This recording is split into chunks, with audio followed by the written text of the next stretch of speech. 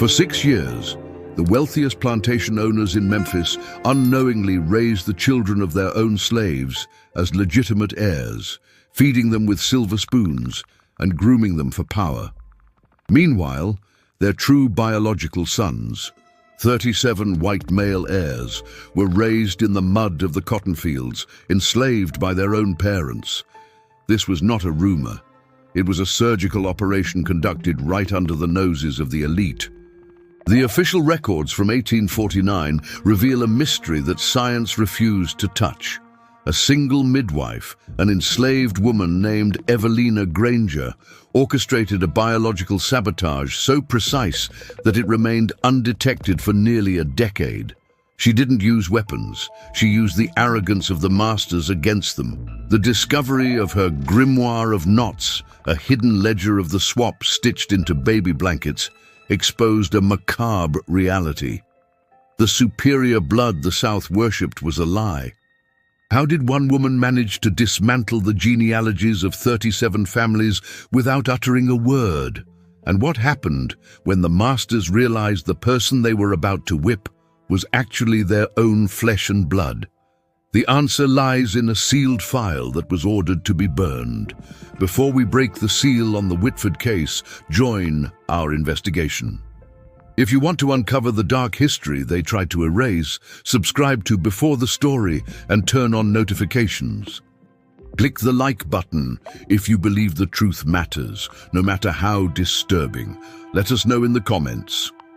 Do you believe identity is in the blood or in the cradle? The narrative begins not in the parlor of a plantation, but in the sterile, suffocating silence of a discovery made in 1924. During the renovation of the old Shelby County Medical Registry, a janitorial crew broke through a false wall in the basement, revealing a cache of documents that had been deliberately walled off from the world. Among the rotting timbers and water-damaged ledgers lay a metal box, untouched since the mid-19th century, containing the private case files of Justice of the Peace Horace Kellam.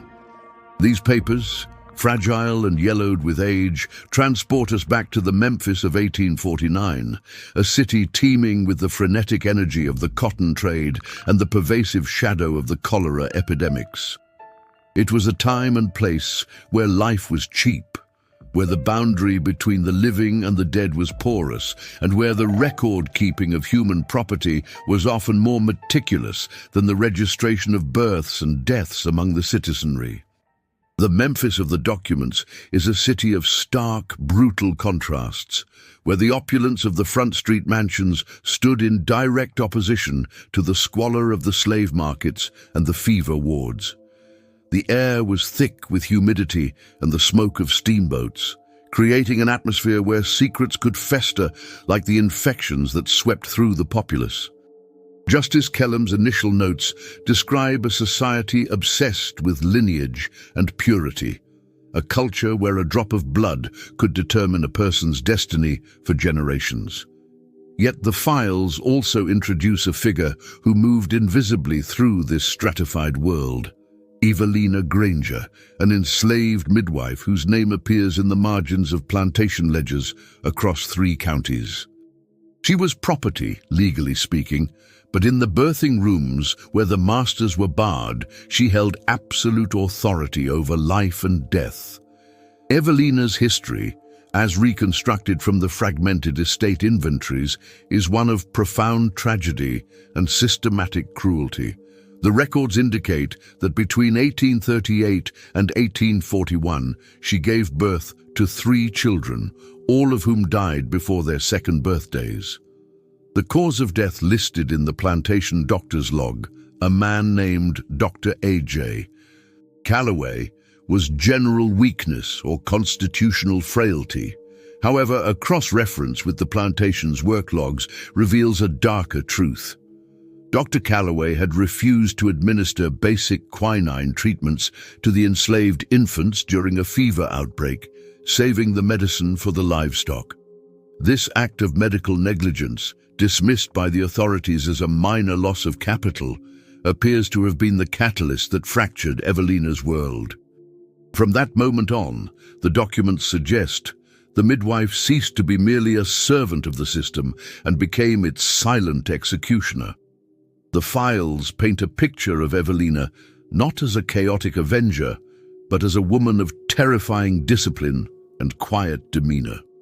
She was known throughout the region for her lucky hands, a reputation that made her highly sought after by the wives of the plantation elite. While white doctors were often viewed with suspicion due to the high maternal mortality rates of the era, Evelina was regarded as a necessity, a shadow who could coax life into the world with herbs and patience.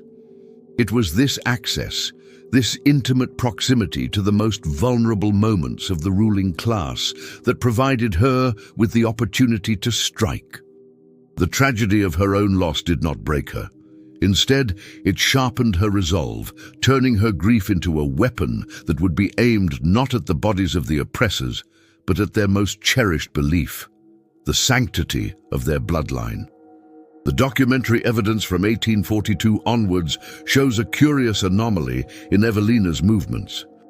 Travel permits issued by her owner allowed her to move freely between three specific plantations along the Mississippi Delta: the Whitford Estate, the massive Kensington holding, and the smaller but wealthy Arrow Point of land owned by the Vance family.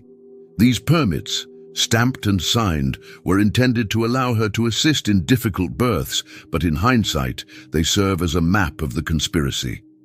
For 6 years, Evelina traveled these roads by night, carrying her satchel of herbs and linens, moving between the grand houses and the slave quarters.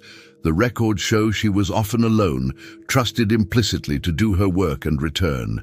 In the silence of those journeys, the foundation of the local aristocracy was being rewritten.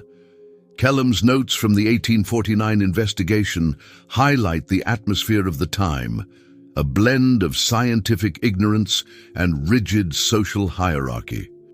The ruling families believed their dominance was ordained by nature, a biological superiority that manifested in physical and intellectual traits.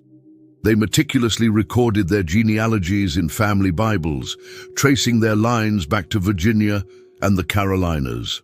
It is a profound irony, noted by Kellam in his later reflections, that while they obsessed over these paper records, they paid little attention to the physical reality of the infants placed in their arms. They saw what they expected to see, blinded by the very arrogance that Evelina sought to dismantle. The archives suggest that for years, no one noticed anything amiss, because the idea of such a swap was inconceivable to the Southern mind. The files also introduce the character of Dr. A.J. Calloway, the physician whose negligence sparked Evelina's crusade. Calloway represents the establishment, arrogant, scientifically outdated, and morally bankrupt. His medical journals, seized by Kellam during the investigation, reveal a man who viewed his enslaved patients as biological specimens rather than human beings. His disdain for Evelina is palpable in his writings. He dismisses her herbal remedies as superstition, even as he records the successful deliveries she presided over. Calloway's blindness to Evelina's intelligence was absolute, a failing that would eventually implicate him in the disaster. He looked at her and saw a tool. She looked at him and saw the weak link in the chain of command. The world-building of this narrative is incomplete without understanding the silence of the enslaved community. The documents imply that while Evelina was the architect, she could not have succeeded entirely alone. There were mothers in the quarters who accepted white infants and raised them as their own, and mothers in the big houses who unknowingly nursed black children. The terror of the plantation system meant that for a black woman to speak of such a thing would be a death sentence. Thus, a collective silence descended over the quarters of the three plantations, a conspiracy of survival. This silence is a character in itself, a heavy, suffocating blanket that preserved the secret for nearly a decade. As we delve deeper into the contents of the lead-sealed box, the scope of the deception begins to take shape. It was not a singular crime, but a systemic rewriting of history. The exposition sets the stage for a forensic unraveling of a society that believed itself immutable. We are presented with a crime scene that encompasses acres of cotton fields and generations of wealth, where the primary evidence is not a weapon, but the very identity of the people living within it. The stage is set for the first crack in the facade, a medical anomaly that would bring the entire structure crashing down. The first tremor that signaled the coming earthquake occurred in October 1849, recorded in a stark, confusing medical report regarding the heir to the Whitford cotton estate. Silas Whitford, a boy of 7 years, had fallen ill with a mysterious wasting sickness that baffled the local physicians. He was the pride of his father, Tobias Whitford, a child raised in the lap of luxury, tutored in French and Latin, and groomed to inherit one of the largest fortunes in Tennessee. However, as the boy's condition deteriorated, Dr. Calloway attempted a rudimentary blood transfusion, a dangerous and experimental procedure at the time, using the father, Tobias, as the donor. The medical log of that procedure contains the first documented anomaly. The blood did not mix. Dr. Calloway's notes describe a violent rejection and a curdling upon the mixing of the fluids in the porcelain bowl, a phenomenon he could not explain with the science of his day, but which we now recognize as a severe incompatibility of blood types. In 1849, this was interpreted not as a chemical reaction, but as a spiritual or biological divergence. The document records Calloway's trembling handwriting as he notes, "The fluid of the father refuses the son." It is as if they are of two different species. This observation, intended to be a private medical note, planted a seed of terrifying doubt in the mind of Tobias Whitford. The biological connection, the sacred bloodline he worshipped, had physically rejected itself before his eyes. Following this failed procedure, Silas Whitford died within hours, his passing recorded as congestion of the humors. But the questions did not die with him. Tobias Whitford, a man whose entire worldview was predicated on lineage, began to look at the lifeless body of his son with a new and disturbing scrutiny. The archival records include a private letter from Tobias to his lawyer, dated 3 days after the funeral, in which he confesses a monstrous suspicion.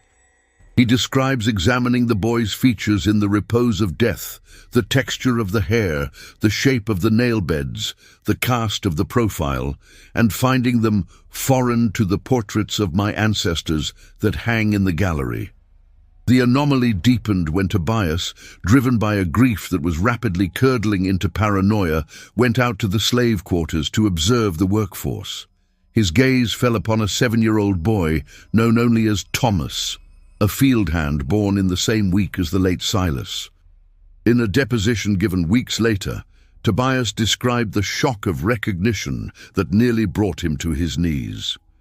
He swore under oath that the boy, Thomas, dressed in rags and covered in the dust of the fields, bore the exact visage of my late grandfather, the colonel, specifically in the set of the jaw and the peculiar spacing of the eyes.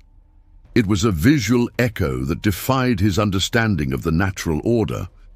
This visual discrepancy, combined with the medical impossibility of the blood test, prompted Tobias to demand a formal inquiry. He filed a petition with the Shelby County Court to annul the legitimacy of his deceased son and to claim property rights over the body of the boy Thomas, not as a slave, but as a potential changeling. The legal language of the petition is archaic and frantic, citing unnatural interference and the theft of essence. It was the first time in the region's legal history that a master publicly questioned the race of his own heir based on biological evidence rather than rumor. Justice Horace Kellam was assigned to the case, expecting a sordid tale of adultery or madness. Instead, he found himself staring at the first piece of hard evidence, the birth logs of the Whitford plantation. He noted that on the night of Silas's birth, the only other child born on the estate was the boy Thomas. The midwife in attendance for both births, recorded in the master's precise ledger, was Evelina Granger. Kellam's initial report notes the coincidence, but dismisses it as circumstantial. He could not yet conceive of a purposeful swap. The idea was too monstrous, too complex for his mind to accept immediately. However, the medical anomaly of the blood remained the sticking point. Kellam consulted with other physicians in Memphis, asking hypotheticals about blood compatibility. Their responses, preserved in the case file, reflect the confusion of the era. One doctor suggested that sin or moral failing could alter the blood of a child, while another posited that perhaps the wet nurse had corrupted the infant's constitution. None suggested that the child simply did not belong to the father. The science was failing to provide an answer, leaving a vacuum that fear began to fill. The documents from this period also capture the reaction of the Whitford household servants. Testimony collected later mentions a fearful quiet that descended on the house. The enslaved staff, who likely knew or suspected the truth, made themselves invisible. When Tobias brought the boy Thomas into the main house for a closer inspection, a housemaid named Sarah reportedly dropped a tray of silver, her hands shaking so violently she could not hold it. This incident, small in isolation, was recorded by the overseer as nervousness due to the master's mood, but in the context of the investigation, it reads as the terror of recognition. The anomaly was no longer just biological, it was social. A boy who had lived in the quarters, who had been whipped and starved, was now sitting in the master's library, being measured and inspected like a prize stallion, while the heir lay in the family crypt, his lineage under siege. The very presence of Thomas in the library was a violation of the social contract. The anomaly challenged the definition of whiteness itself. If a white boy could be enslaved and treated as black for 7 years without anyone noticing, what did that say about the inherent nobility they claimed to possess? As Block 2 concludes, the tension shifts from the private grief of a father to the public mechanism of the law.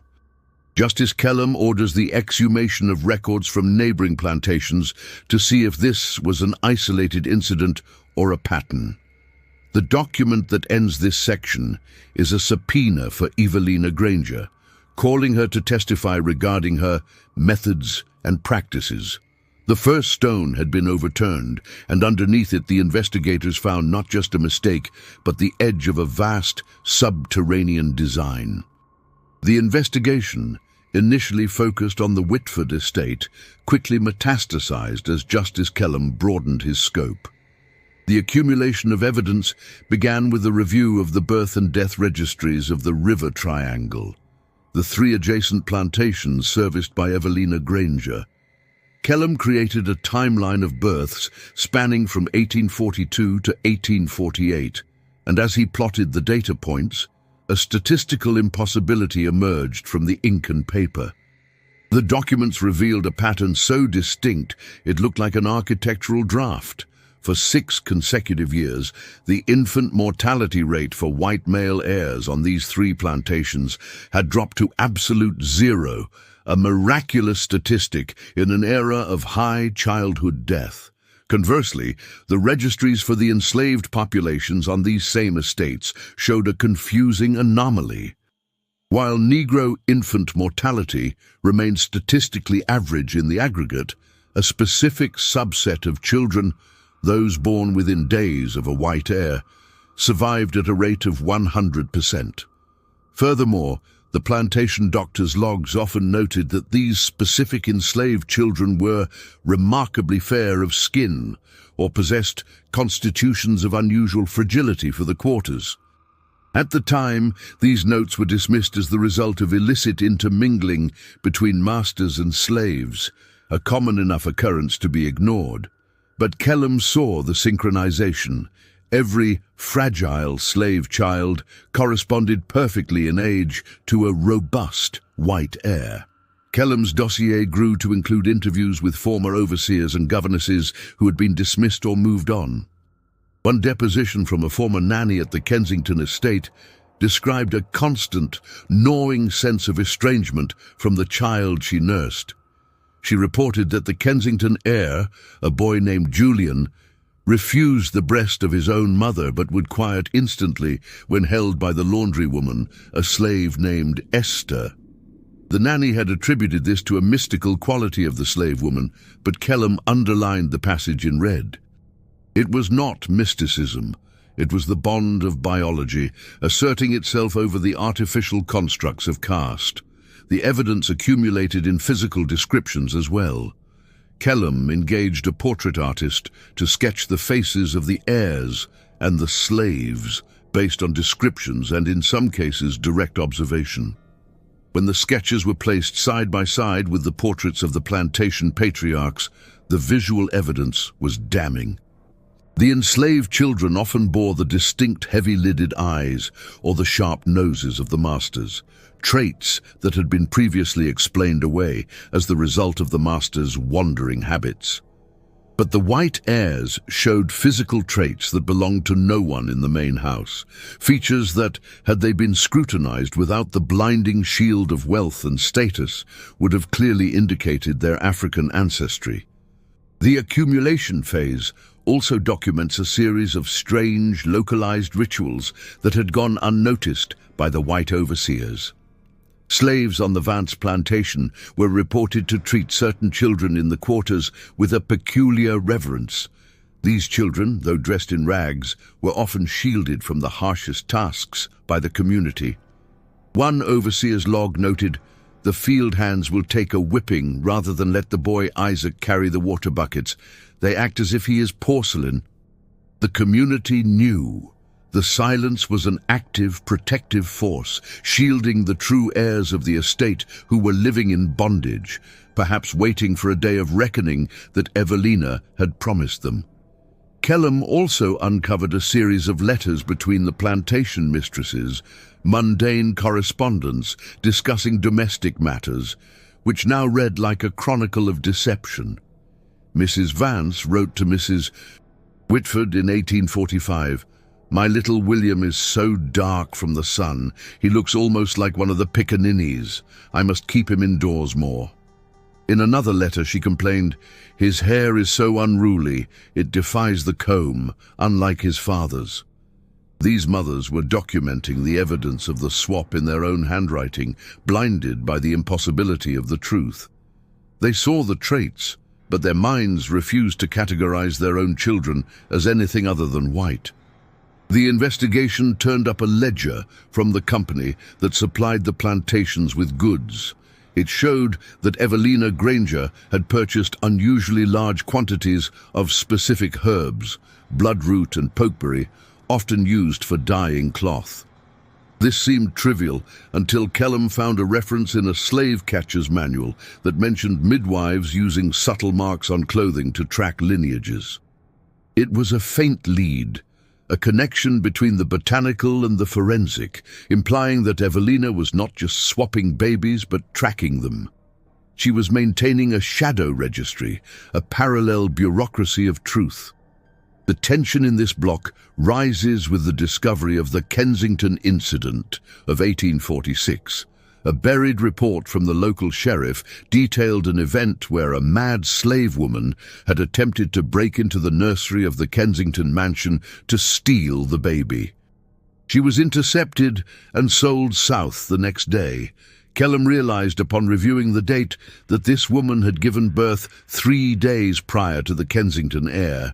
She wasn't trying to steal a baby. She was trying to retrieve her own child.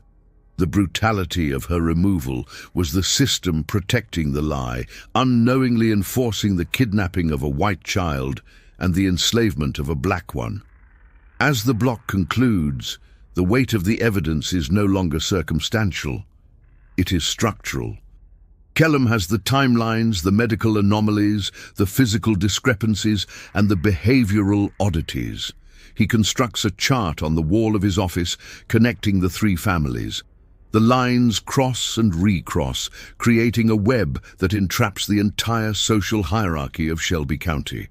The final document in this section is a warrant for a physical search of Evelina's quarters, not just to question her, but to find the mechanism of her crime. The anomaly is no longer a question, it is a fact waiting to be proven. Armed with the statistical impossibilities and the disturbing testimonies, Justice Kellum sat at his desk in the courthouse and drafted his first formal hypothesis. The document, dated November 14, 1849, reveals a mind trying to force a monstrous reality into a comprehensible motive. Kellum speculated that Evelina Granger was the ringleader of a sophisticated black market operation. "She traffics in flesh," he wrote in his preliminary report, "stealing the quality to sell to the desperate, or perhaps holding the true heirs in reserve for future ransom." He operated under the assumption of greed, the only motive the capitalist society of Memphis could understand. He believed she was stealing white babies to sell them to childless couples elsewhere, replacing them with light-skinned slave infants to hide the theft. This hypothesis, while incorrect, gave the investigation a target and a logic. Kellum believed he was hunting a criminal syndicate, a ring of thieves led by a brilliant, devious woman. He theorized that the silence of the slave communities was bought with coin or enforced by fear of a criminal gang. He could not yet conceive that the silence was an act of solidarity, or that the motive was not financial, but ideological.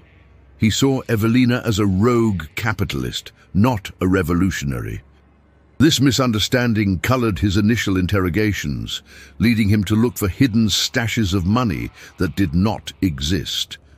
The midwife's radius became the central focus of this hypothesis. Kellum mapped Evelina's movements with obsessive precision. He calculated the travel times between the plantations, realizing that the swaps must have occurred within hours of birth, during the chaotic candlelit nights when exhaustion clouded the mother's eyes. He hypothesized that she used laudanum to drug the infants and the mothers, facilitating the exchange. He consulted chemists regarding the availability of such drugs, building a case for chemical facilitation. The documents show receipts for laudanum in the plantation ledgers, which Kellum seized as proof, unaware that the drug was common for all manner of ailments. Kellum's hypothesis also attempted to explain the visual discrepancies. He posited that Evelina was selecting only the lightest-skinned infants from the slave quarters for the swaps, a form of biological counterfeiting. He wrote extensively on the deceptive nature of the mulatto, using the racist pseudoscience of the day to explain how a black child could pass as white. He was trying to rationalize how the expert eyes of the masters had been fooled. By blaming the deceptive biology of the victims, he absolved the white families of their blindness. It was a hypothesis designed to comfort the elite, even as it investigated them. The narrative reveals Kellum's growing frustration with the lack of financial evidence. He scoured bank records, interrogated local fences and traders, looking for the flow of money that must exist. A crime of this magnitude requires capital, he noted. The absence of wealth confused him. Evelina lived in a small cabin. She wore homespun clothes. She owned nothing.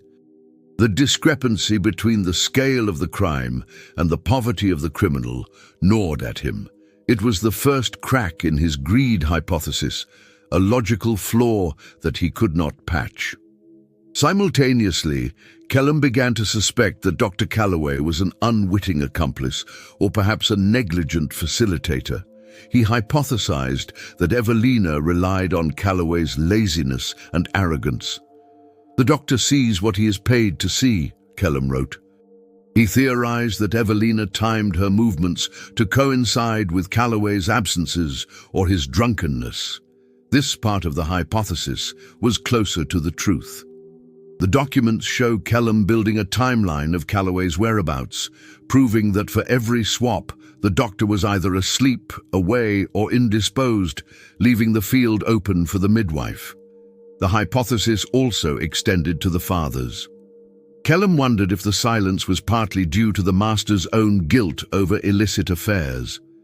Did they accept the switched children because they feared they were actually their own bastards brought into the house?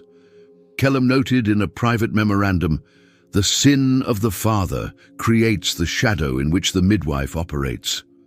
He suspected that the master's own moral failings made them susceptible to the deception, their guilt blinding them to the true nature of the infants in their nurseries.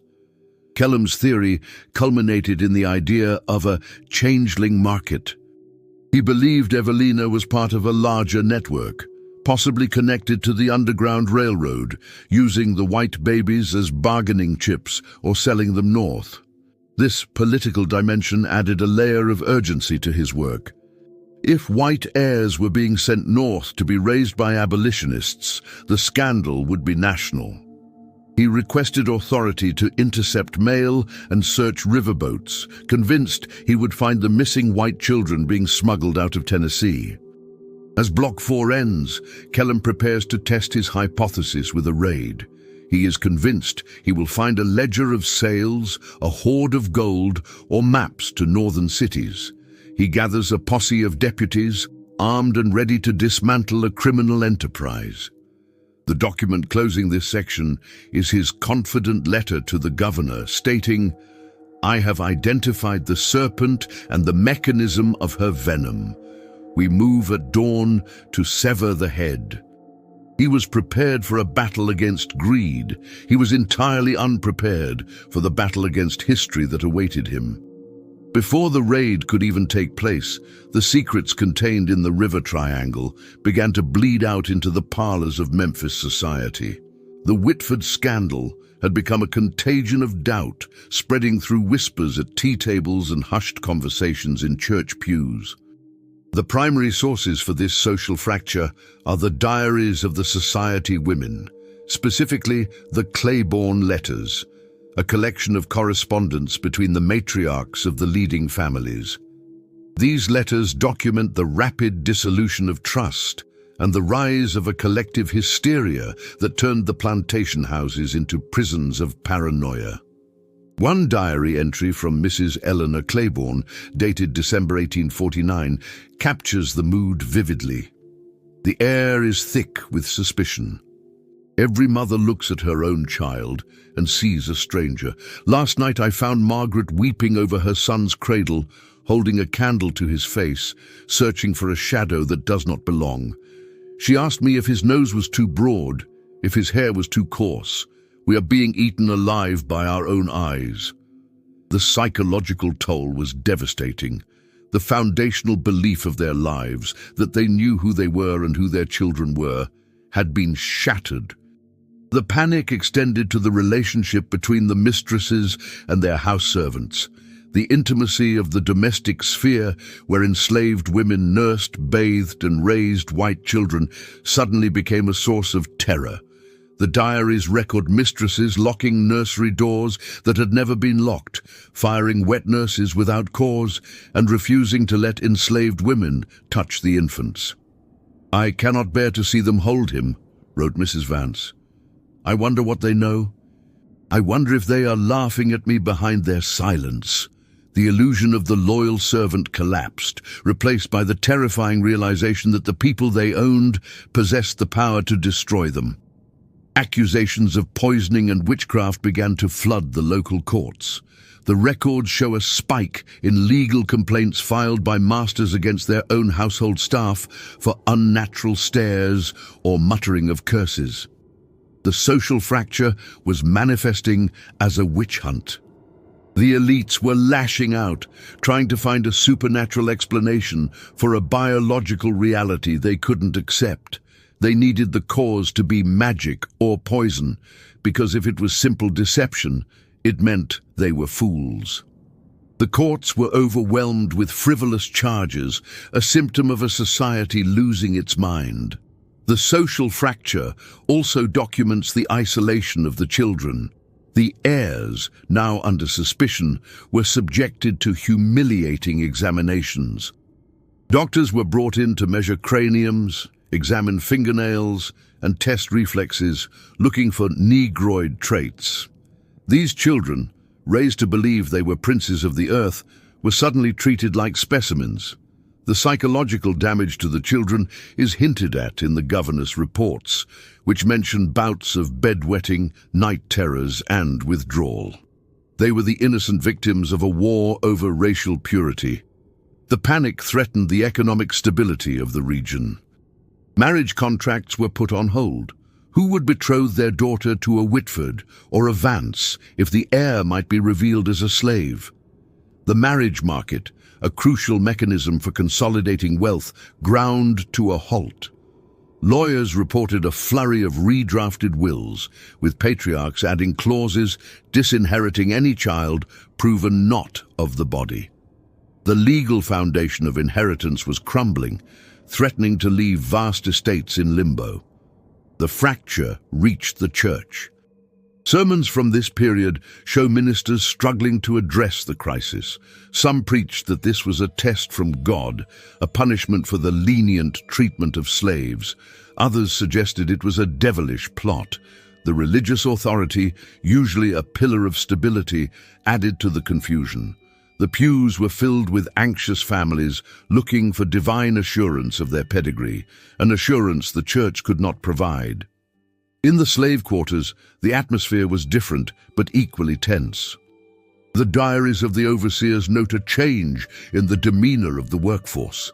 There was a watchfulness, a subtle shift in the balance of power.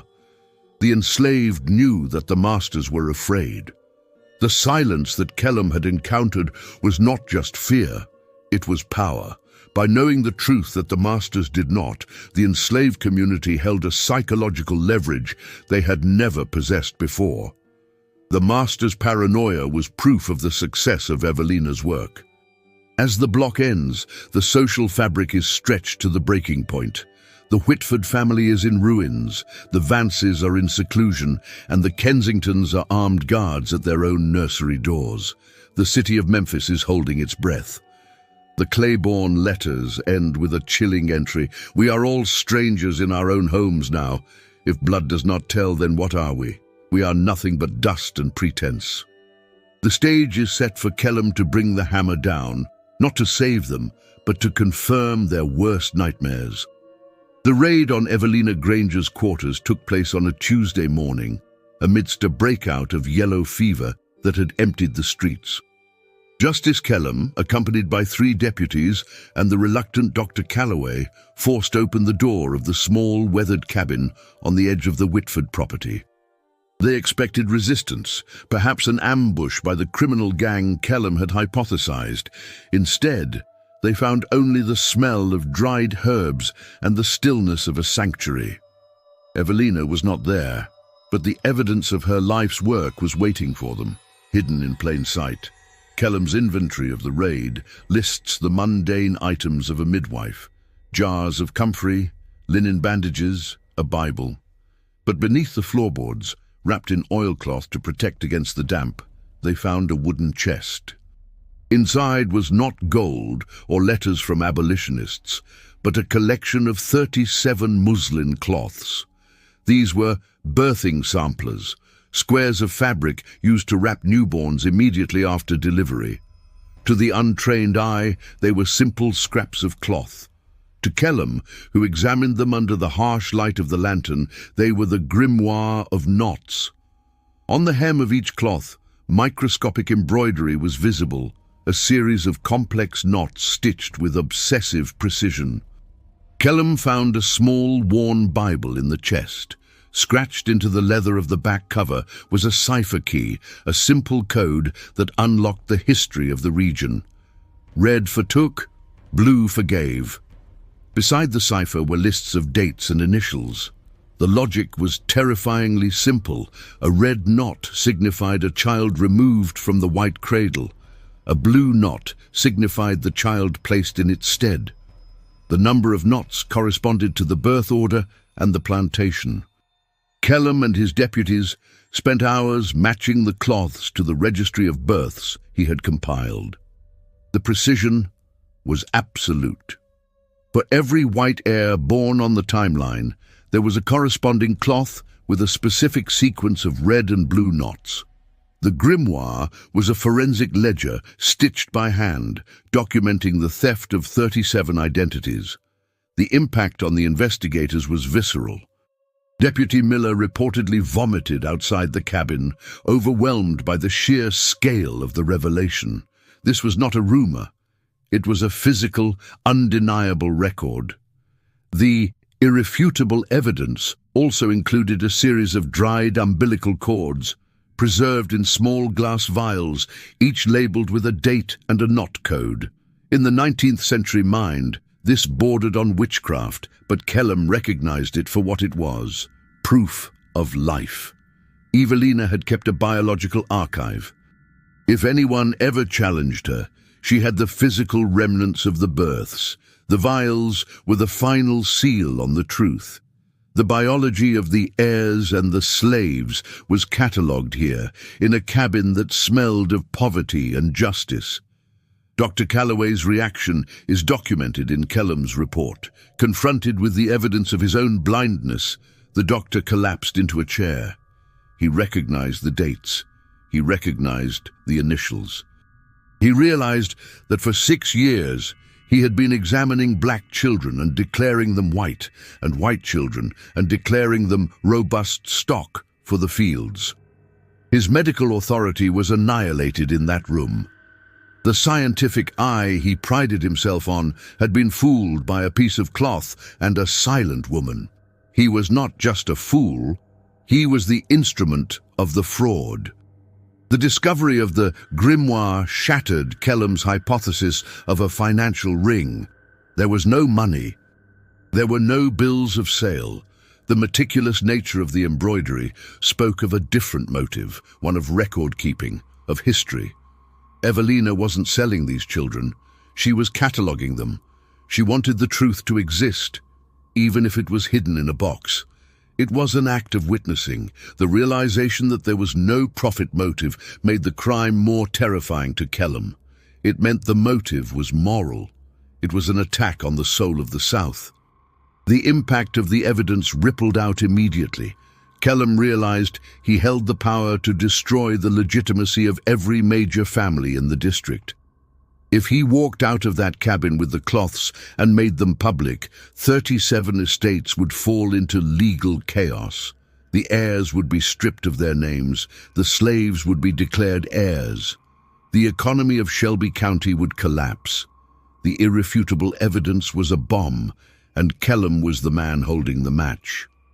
As the block concludes, Kellam orders the evidence to be seized and the cabin burned.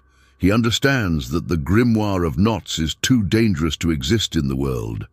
He packs the cloths and the vials into the lead-lined box that would eventually be found in 1924. He looks at the smoking ruins of the cabin and realizes that while he has the evidence, he does not have the solution.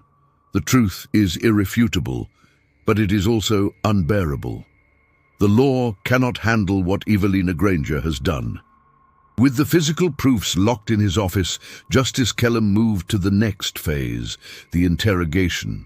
He ordered the roundup of the enslaved mothers named in Evelina's cipher. The authorities believed that with the grimoire in hand, the women would break. They were wrong.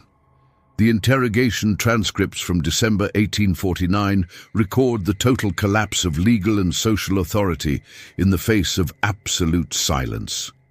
The women were brought in one by one, terrified but unyielding. They did not deny the swaps. They simply refused to confirm which child was which.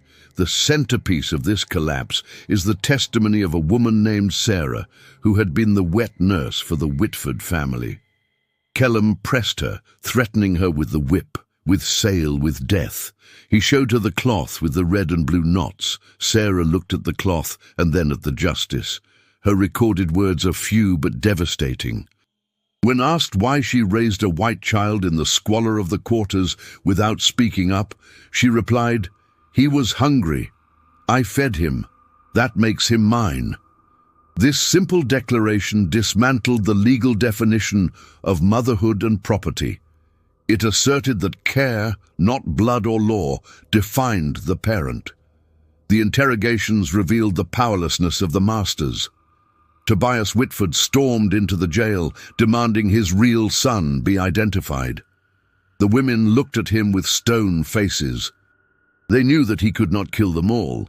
They were his capital, his wealth, and they knew that he could not torture the truth out of them without admitting to the world that his own power was a sham. The masters were paralyzed. To force the issue was to reveal the extent of their humiliation. The silence of the quarters was a wall that the whip could not breach. Kellum realized that the legal system was impotent. The courts relied on testimony, on facts, on the cooperation of the governed. Here the governed refused to play the game. The collapse of authority documents the frantic letters from the sheriff to the governor, asking for guidance. "We have the criminals," he wrote, "but we cannot extract the crime." The state could not undo the swaps because the mothers refused to identify the children. Without their testimony, the grimoire was just a pile of cloth. The knots told a story, but they didn't put a name to a face. The economic implications began to sink in. If the authorities arbitrarily reassigned the children based on a guess, they risked getting it wrong again. If they declared all the potential heirs illegitimate, the estates would revert to the state or distant cousins, destroying the local economy. The banks, holding mortgages on these properties, panicked. They pressured Kellum to find a quiet resolution. The authority of the truth was outweighed by the authority of the dollar. The system began to conspire against its own investigation to preserve its financial foundation.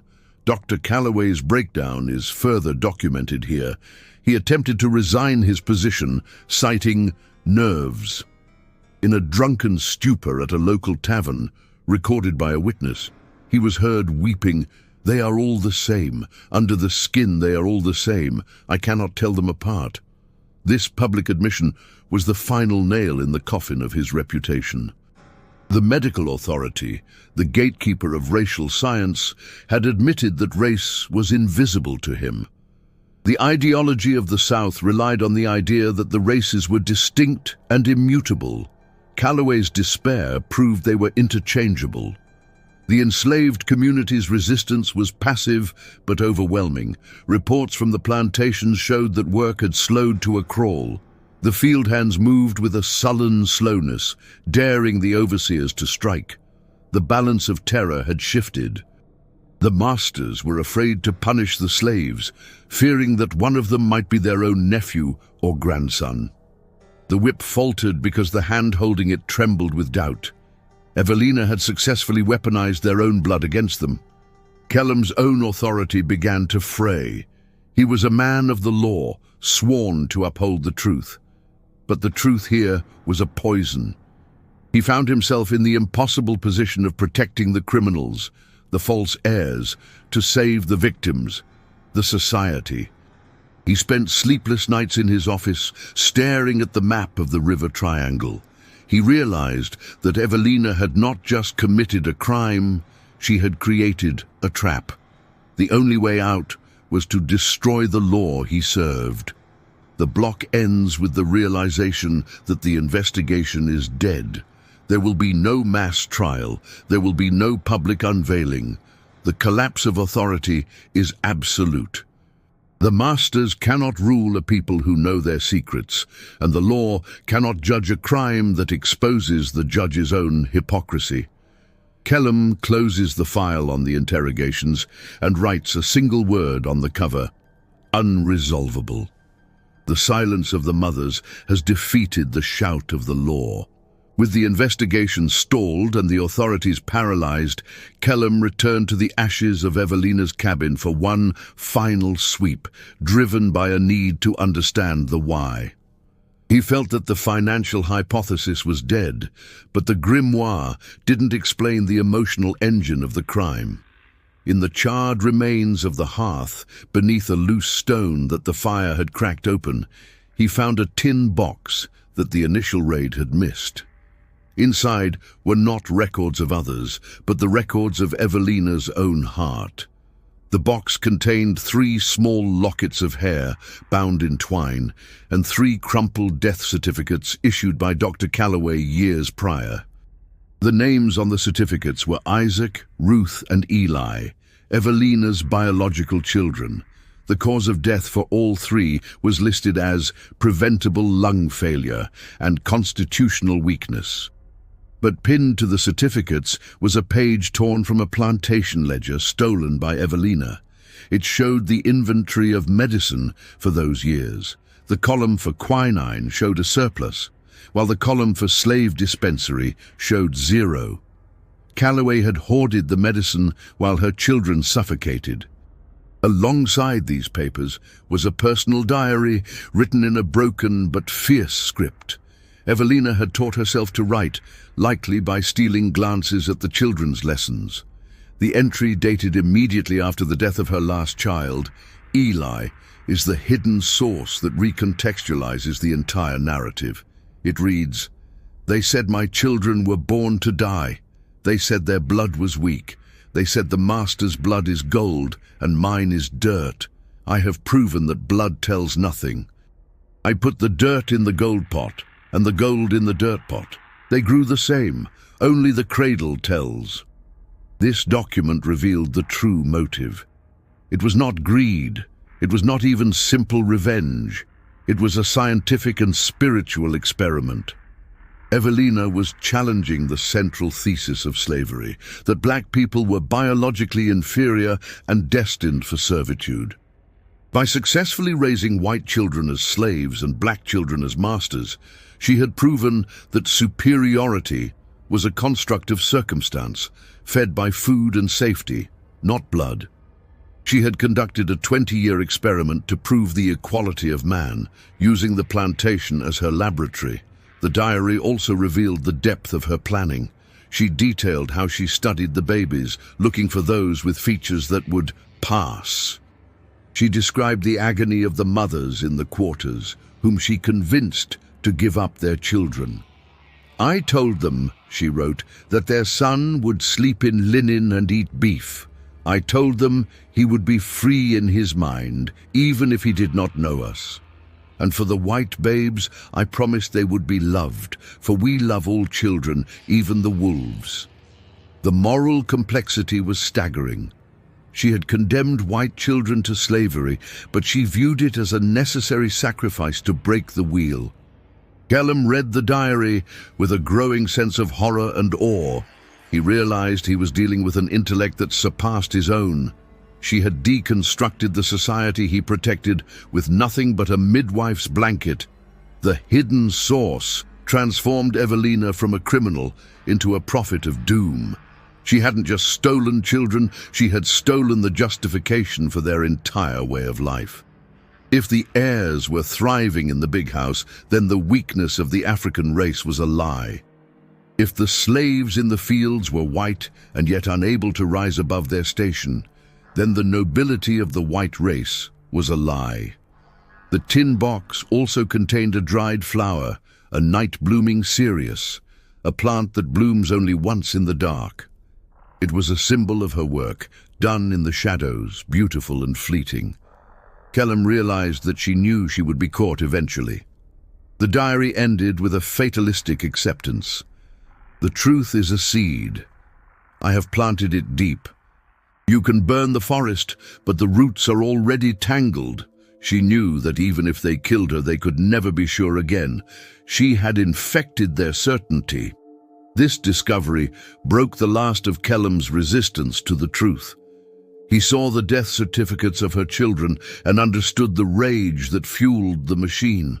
He saw the cold logic of Calloway's negligence and realized that the system had created its own destroyer. The hidden source forced Kellum to confront the fact that the law he served was built on the very lie Evelina had exposed.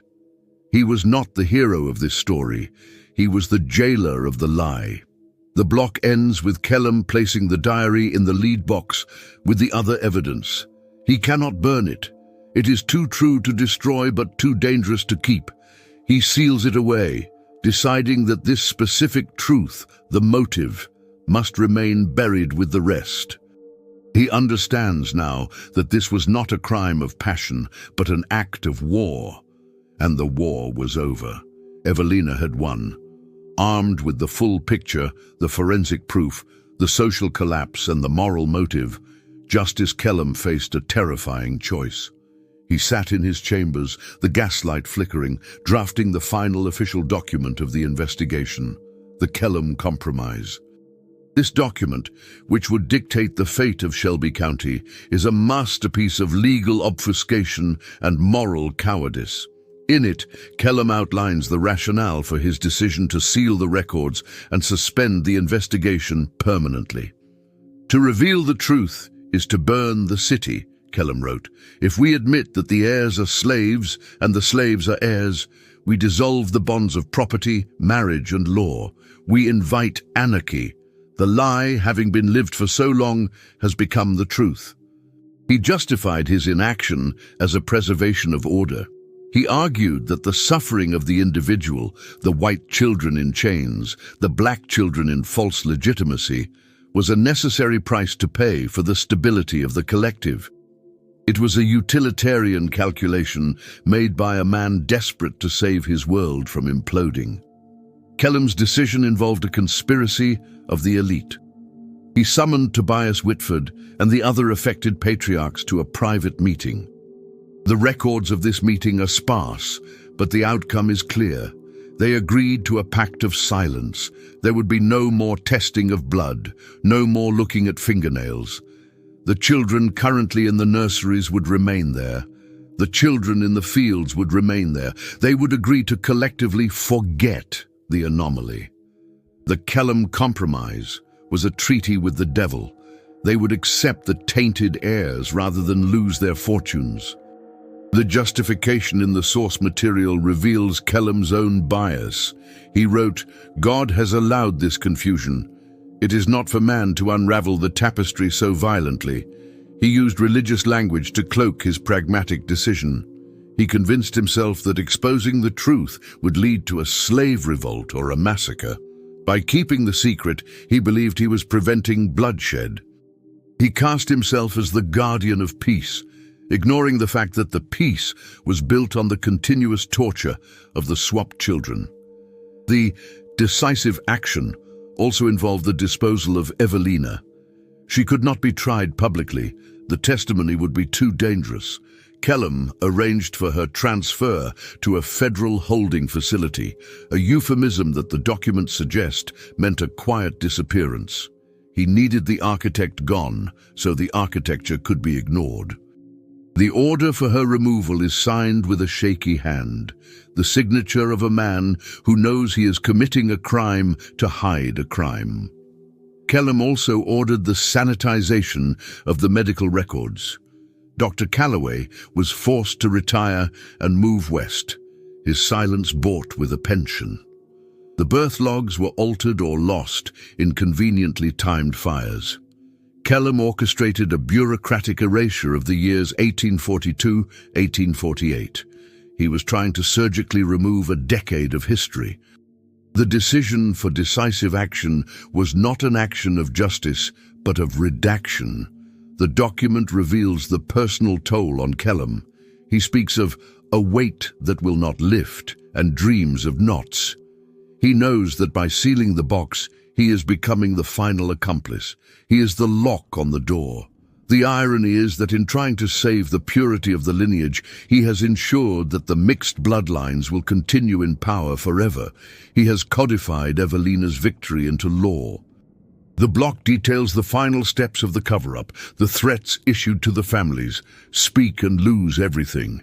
The fear was the glue that held the compromise together. The masters returned to their estates, looking at their sons with guarded eyes, forcing themselves to love the strangers in their homes, because the alternative was ruin. They became prisoners of their own property. As the section closes, Kellum seals the box. He pours the hot lead over the seams himself. The smell of the melting metal is described as the smell of finality. He places the box behind the false wall in the registry basement. He has made his decision. The truth is now a public health hazard, a virus that has been contained but not cured. Before Evelina Granger was removed from her cell in the dead of night, Justice Kellam visited her one last time. He brought a stenographer, determined to get a final confession, a key to the cipher that he could keep for himself, perhaps as insurance. The transcript of this interview, titled "The Confrontation," is the only record of Evelina's voice in the entire case file. It is a dialogue between the embodiment of the law and the embodiment of justice. Kellam offered her leniency, not freedom, but life, if she would identify which children were which. He pleaded with her, appealing to her sense of mercy. "There are innocent white children in the mud," he said. "Do you not pity them?" The transcript records a long silence before Evelina speaks. Her voice is described as calm, like deep water. She replies, "I pity the child in the mud, Justice. I always have. You only pity him now that you think he is white. That is why he must stay there. Until you pity the black child in the mud, you will not save the white one." This statement is the philosophical climax of the narrative. Evelina refuses to decode the embroidery. She tells Kellam that the confusion is the punishment. "You cannot tell them apart, Justice. That is why you are afraid. If the master's whip cannot find the slave, then there is no slave." She argues that by making the races indistinguishable, she has dissolved the category of slave entirely in the eyes of God, if not the law. She forces Kellam to admit that his ability to oppress depends entirely on his ability to identify. Kellam grows angry, threatening her with hellfire. Evelina laughs, a sound the stenographer notes as unsettling. She says, "I have made a new world for you, Justice. A world where you must look at every field hand and wonder if he is your brother. You must look at your own son and wonder if he is your property. I have given you the gift of doubt. It is the only gift I have." She reframes her crime as a gift, a forced expansion of their empathy through paranoia. The interview reveals that Evelina has no regrets. She speaks of her own dead children, Isaac, Ruth, and Eli. "They are sleeping," she says. "But my other children, the 37, they are awake. They are eating your bread. They are plowing your fields. They are woven together like the knots. You cannot cut one without bleeding the other." She claims all the children as hers. She has transcended the biological role of mother and become the mother of a new secret genealogy. Kellam realizes he will get no key. The grimoire will remain a mystery. He ends the interview abruptly. The transcript notes the sound of the heavy iron door closing. Evelina's final words on the record are, "Burn the books, Justice. The blood is already mixed. You are guarding an empty house." It is a declaration of victory. She knows that the Kellam compromise ensures her work will stand. By hiding the truth, he preserves the swaps. The interpretation of this final source paints Evelina not as a villain, but as a tragic, monumental figure. She sacrificed her own safety and the lives of the white children to prove a point that could not be proven any other way. She forced the South to confront the arbitrary nature of its cruelty. The document shows Kellam fleeing the cell, terrified not by her violence, but by her truth. The block ends with the description of Evelina's removal. She is taken in chains, her head high. She vanishes from the official record after this night. There is no trial, no execution notice. She simply ceases to exist on paper, much like the truth she created. But her words in the transcript remain, burning on the page, a testament to the power of the cradle over the court. The immediate aftermath of the Whitford scandal was a silence that swallowed Shelby County. The archives show a sudden cessation of all legal proceedings regarding the case in January 1850. The newspapers, which had hinted at disturbances, went quiet. The erasure had begun, but the consequences played out in the private misery of the families involved. Tobias Whitford, The man who started it all died of a stroke 3 months later. His will, uncontested, left everything to his heir, a boy named Silas, whom he died believing was a changeling. The slave boy Thomas, the biological Whitford heir, suffered a darker fate. The estate records show he was sold to a sugar plantation in Louisiana shortly after Tobias's death. The family wanted the living evidence of the anomaly gone. The true heir of the Whitford fortune lived and died in the cane fields, his heritage erased, his white blood offering him no protection against the lash. It was the brutal confirmation of Evelina's thesis. Without the label of heir, his whiteness meant nothing. The false heirs, however, thrived. Silas Whitford grew up to be a Confederate officer, fighting in the Civil War to defend a system that would have enslaved him had the truth been known. The irony of history is thick in the regimental rolls. A black man unknowingly passing as white, leading men into battle to preserve slavery. He married a girl from the Vance family, another potential swap, and they had children. The lineages merged.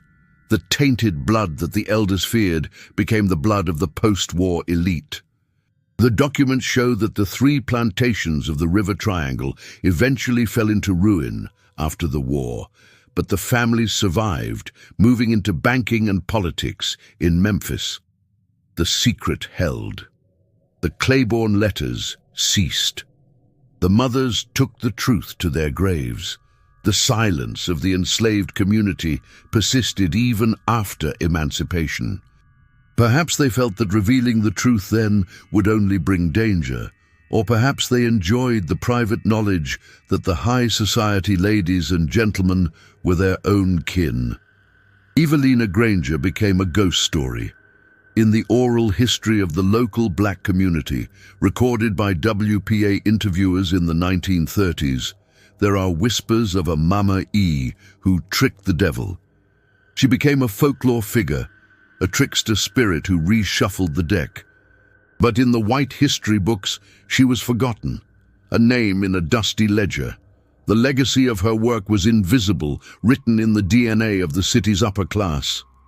The Consequences block also touches on the fate of Justice Kellum. He retired a year after the case, living as a recluse. His personal journals from his later years are filled with ramblings about knots and blue threads. He was haunted by the secret he kept. He watched the children grow up from afar, knowing that every social event, every wedding, every funeral was a farce. He carried the burden of the city's lie until his death. The legacy of the case is a permanent destabilization of the truth. The dossiers suggest that at least 2 other large landowners died without knowing their heirs were swaps.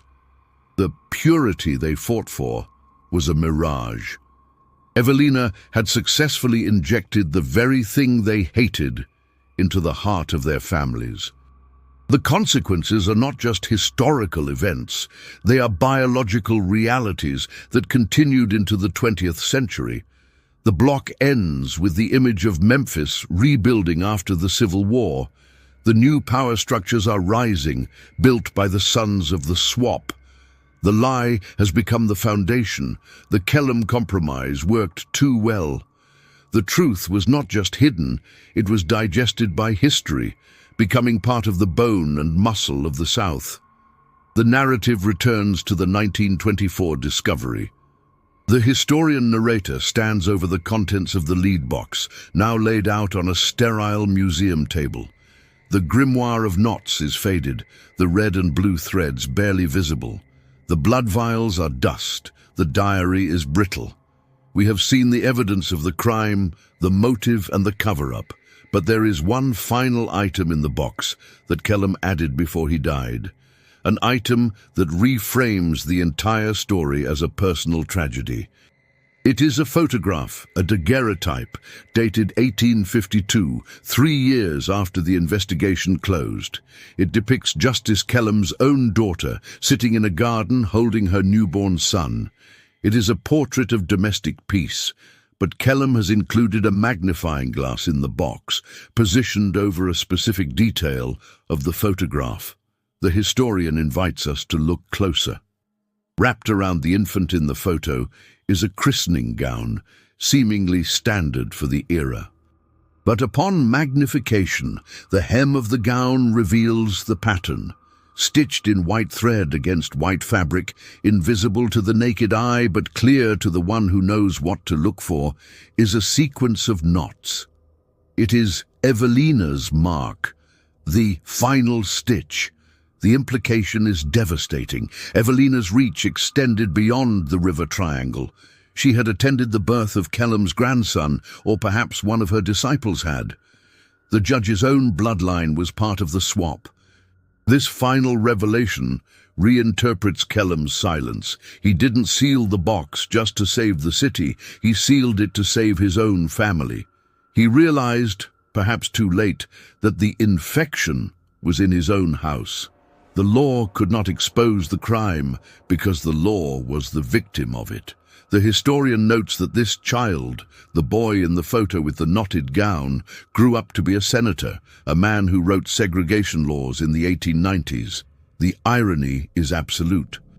The story closes with an open question that hangs in the air like the humidity of Memphis. If Evelina Granger, one woman with a needle and a vengeance, could rewrite the genetic history of a city, how many others like her existed? How many pure lineages are fictions stitched together by those who held the true power in the birthing rooms? The Grimoire of Knots lists 37 names, but the photo suggests the list was never finished. We are left with the image of the knots, tiny, unbreakable, binding the oppressor to the oppressed in a web of shared biology that no law can sever. The historian closes the box. The story of the midwife who swapped the heirs is not a story of the past. It is a story of the illusion of difference. The descendants of Evelina's experiment walk the streets of Memphis today, unaware of the secret embroidery in their DNA.